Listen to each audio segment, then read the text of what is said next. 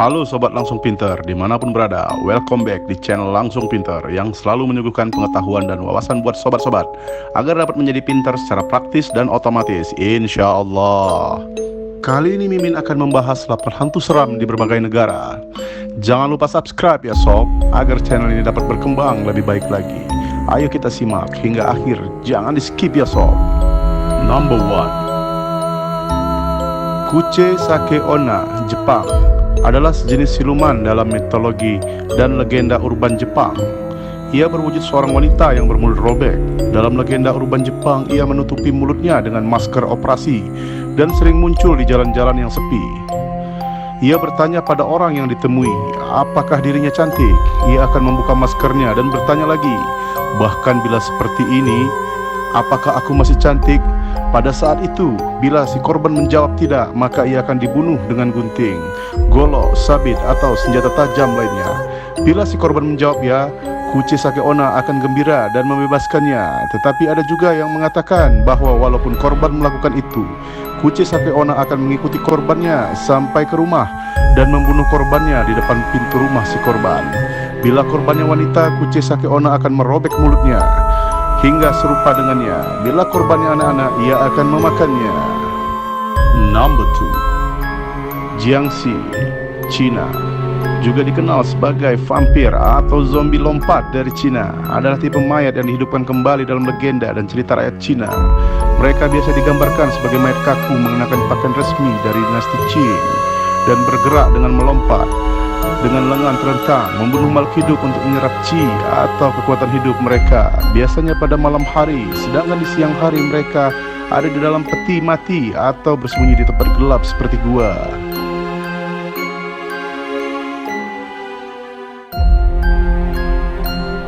Number 3, Dracula, Rumania. Dracula adalah vampir penghisap darah. Semasa hidupnya, Dracula adalah seorang bangsawan yang berasal dari kota Transilvania, Rumania. Kelemahan Dracula ialah bawang putih, salib, dan roti sakramen. Dia lebih lemah pada siang hari, tapi sinar matahari tidak terlalu berbahaya baginya. Tokoh ini kemungkinan terinspirasi dari Vlad Tepes, pangeran yang memerintah Wallachia pada abad ke-15 dengan tangan besi.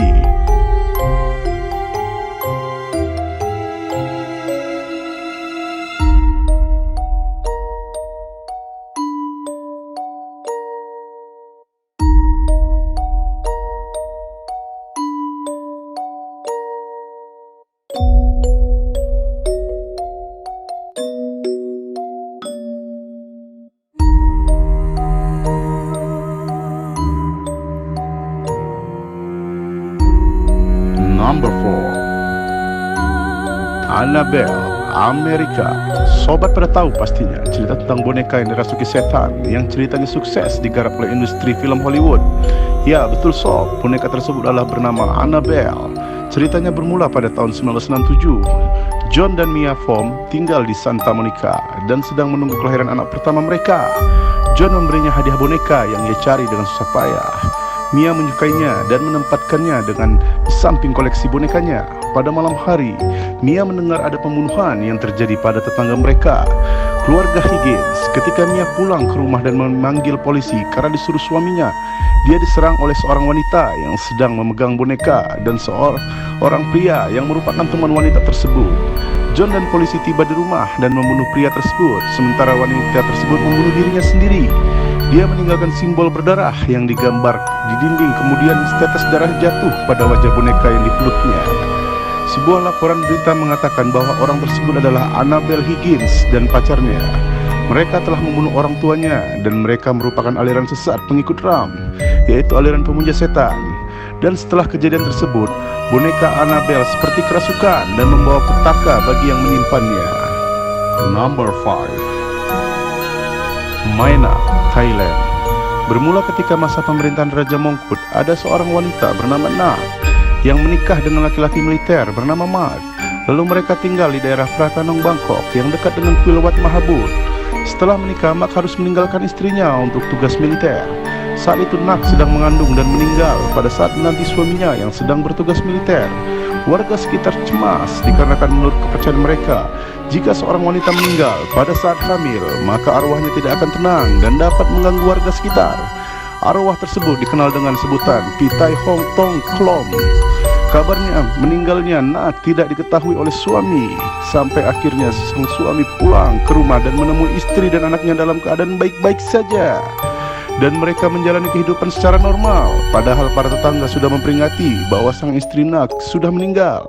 Hari demi hari dilewati, Mak merasa ada yang aneh dan mulai curiga dengan istrinya Nak, hingga pada akhirnya Mak menyadari bahwa ia tinggal selama ini bersama hantu.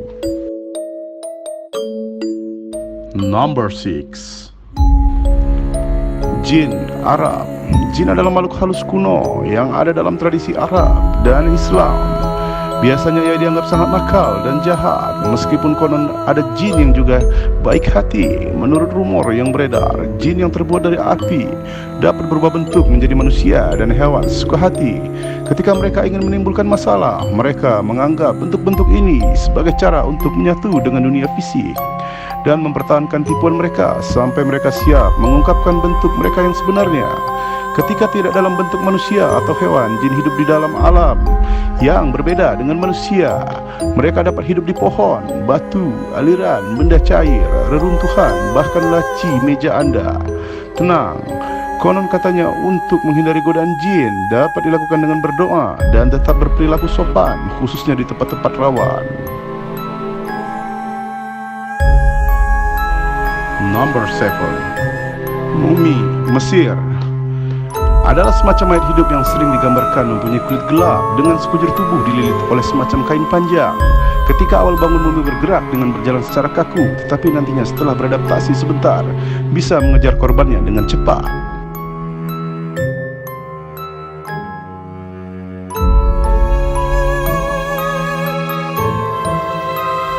Number 8. Kuntilanak Indonesia. Umumnya kuntilanak digambarkan sebagai wanita cantik berambut panjang dan berbaju panjang warna putih. Dalam cerita rakyat Melayu, sosok kuntilanak digambarkan dalam bentuk wanita cantik dengan punggung berlubang. Kuntilanak digambarkan senang meneror penduduk kampung untuk menuntut balas. Kuntilanak sewaktu muncul selalu diiringi harum bunga Kamboja.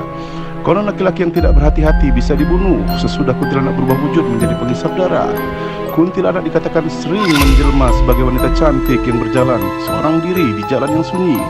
Oleh karena itu, cerita ini memungkinkan bertujuan menghindari golongan wanita daripada gangguan oleh pemuda-pemuda yang takut akan kuntilanak ketika berjalan seorang diri di jalan yang sunyi.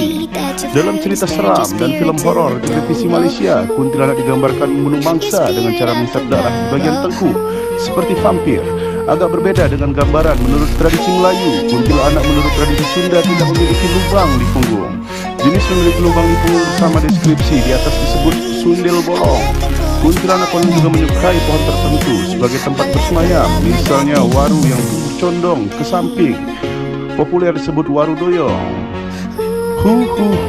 Seram ya sob, topik pembahasan kita kali ini. Oh ya, jangan lupa subscribe, share, and comment ya sob, agar channel Langsung Pintar ini dapat berkembang lebih baik lagi. See you next time and always be smart.